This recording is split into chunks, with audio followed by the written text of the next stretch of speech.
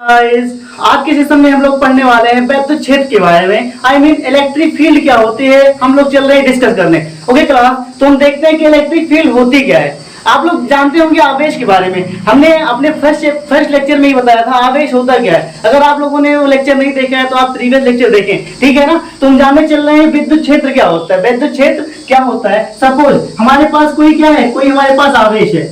मान लो हमारे पास कोई प्लस आवेश क्यू है, हमारे पास कोई प्लस आवेश क्यों है, तो इसका अपना एक क्षेत्र होगा ना। लाइक जैसे आप लोग वो जानते हो गांव में जलता है, अलाव जलता है। गांव में क्या, सिटीज में भी क्या होता है, ठंडी के मौसम में क्या जलाते हैं, विंटर सीजन में अलाव जलाते हैं, आग जलाते हैं। क्या जलाते हैं, आग जलाते हैं, आग। मान लो ये क्या है, ये अलाव है। क्या है ये अलाव है बेटा।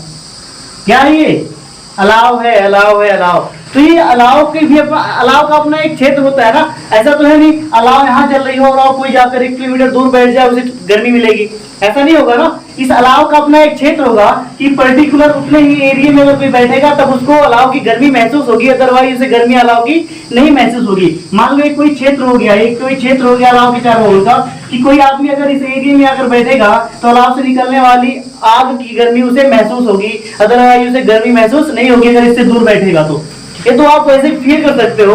अगर आप अलाव से बहुत दूर बैठ जाओ तो आपको अलाव की गर्मी थोड़ी ना मिलेगी।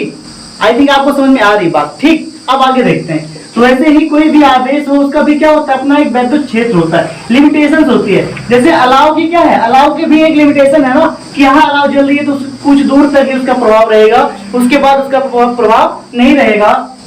वैसे ही आवेश का भी अपना क्या होता है, अपना एक वैद्युत क्षेत्र होता है। अगर ये कोई आवेश है तो आवेश का कोई क्या होगा, अपना एक इलेक्ट्रिक फील्ड होगी।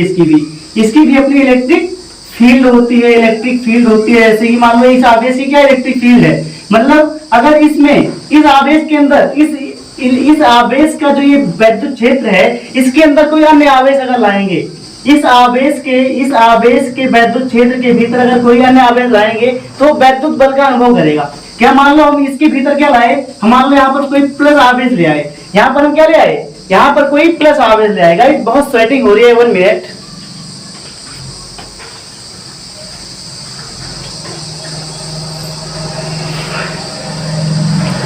भाई गर्मी बहुत हो रही है, पसीना होने लगता है तो पोंछना पड़ता है बार बार, सॉरी। तो ये क्या है, मान लो हमारा ये आवेश था, ये इसका वैद्युत क्षेत्र था। हमने क्या किया, दूसरा आवेश लाया, हमने दूसरा प्लस क्यू आवेश लाया।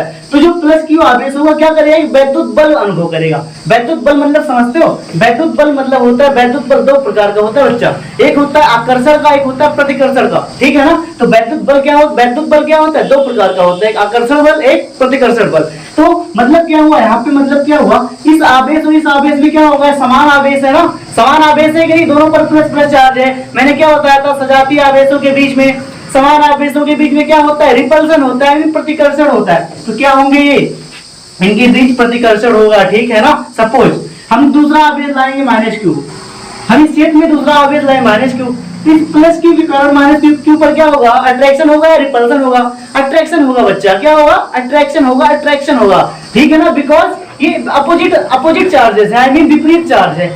जो समान मतलब सजातीय चार्ज होता है उनमें क्या होता है, रिपल्सन होता है, और समान चार्ज सजातीय चार्जों में क्या होता है, अट्रैक्शन होता है। तो वही यहाँ पर होगा, मतलब इसके साथ में क्या होगा, इसके साथ में ये करेगा क्या, ये रिपल्सन करेगा, तो इसके साथ में क्या करेगा, अट्रैक्शन करेगा। क्या करेगा, अट्रैक्शन। अब देखो, लेकिन इस आवेश का जो ये वाला आवेश था, इसका क्या था, वैद्युत क्षेत्र केवल यहीं तक फैला हुआ था, इसका वैद्युत क्षेत्र यहीं तक फैला हुआ था। इसके बाहर अगर कोई आवेश लाते हो, प्लस क्यू लाओ, माइनस क्यू लाओ, कुछ भी लाओ, क्यू लाओ, इसकी इस क्षेत्र से बाहर कोई भी आवेश लाओगे तो उस पर कोई बल का अनुभव नहीं होगा, क्योंकि इस आवेश का वैद्युत क्षेत्र केवल यहीं तक सीमित है, इसके बाहर कोई भी बल अनुभव नहीं होने वाला है, ठीक है ना। मतलब इसका एक लिमिटेड एरिया है, इतने एरिया, ये एरिया मेरा है, इसके बाद मेरा कोई प्रभाव नहीं है। जैसे पुलिस वाले होते हैं ना, हर पुलिस चौकी का अपना क्षेत्र होता है। पुलिस चौकी जानते हो ना, हर पुलिस चौकी का अपना क्षेत्र बटा होता है कि ये क्षेत्र मेरे अंडर में है, यहाँ पर हम एक्शन ले सकते हैं। इसके बाद में ये एरिया क्रॉस करने पर ये वाला जो भी मैटर होगा वो दूसरे पुलिस चौकी के अंडर में आ जाता है। तो ऐसे ही अब इसका भी, इस आवेश का, प्लस क्यू आवेश का अपना एक एरिया था, तो इस एरिया में जो भी चार्जेस आएंगे ये उन पर एक वैद्युत बल लगाएगा। बाकी इस एरिया से बाहर कोई भी चार्ज है, कैसा भी चार्ज है, इससे फर्क नहीं पड़ता, छोटा चार्ज है, बड़ा चार्ज है, इससे मतलब नहीं है। मतलब इसका एक लिमिटेड अपना क्या हुआ, वैद्युत क्षेत्र हुआ। तो मतलब किसी आवेश के चारों ओर का वह क्षेत्र, किसी, ध्यान देना, किसी आवेश के चारों ओर का वह क्षेत्र जिसमें कोई अन्य आवेश लाने पर, किसी आवेश के चारों ओर का वह क्षेत्र जिसमें कोई अन्य आवेश लाने पर वैद्युत बल का अनुभव करता हो, क्या कहलाएगा? वैद्युत क्षेत्र कहलाएगा। मतलब क्या हुआ, मतलब क्या हुआ, कोई अगर आवेश है, कोई आवेश है, मान लो फिर से मैं बता रहा हूं, कोई आवेश प्लस क्यू है, तो इसके चारों ओर का वह क्षेत्र, इसके चारों ओर का वह क्षेत्र जिसमें कोई अन्य आवेश लाने पर, जिसमें कोई अन्य आवेश लाने पर वैद्युत बल का अनुभव करता हो, जिसमें कोई अन्य आवेश लाने पर वैद्युत बल का अनुभव करता हो, क्या कहलाएगा? वैद्युत क्षेत्र कहलाएगा। मान लो अगर ये आवेश सामने, यहाँ पर कोई आवेश लाया, दूसरा आवेश, तो ये प्लस था, ये भी प्लस है, दोनों के बीच क्या होगा? रिपल्सन होगा, मतलब दोनों के बीच में एक वैद्युत बल लग रहा है। इसका मतलब क्या हुआ? इसका, इस आवेश का एरिया यहाँ तक फैला हुआ है, इस आवेश का एरिया यहाँ तक फैला हुआ है। सपोज हम एक आवेश यहाँ ले आए माइनस क्यू, हम एक आवेश यहाँ ले आए माइनस क्यू, तो इसका क्या हुआ? इस, ये वाला आवेश प्लस क्यू आवेश, इस पर कोई बल नहीं लगा रहा है, ये वाला आवेश इस पर कोई बल नहीं लगा रहा है। इसका मतलब क्या हुआ? जब ये आवेश इस पर कोई बल नहीं लगा रहा है, इसका मतलब इसका एरिया यहाँ तक नहीं है, इसका एरिया यहीं तक था, इसी आवेश तक इसका एरिया था। तो यहाँ से क्या निष्कर्ष निकलता है? कोई भी आवेश हो, कोई भी आवेश हो, उसका अपना एक निश्चित एरिया होता है, निश्चित एरिया होता है कि वो केवल निश्चित एरिया में, एक निश्चित क्षेत्र में वैद्युत बल अनुभव कराएगा, उसके बाद उसका प्रभाव नहीं रहेगा।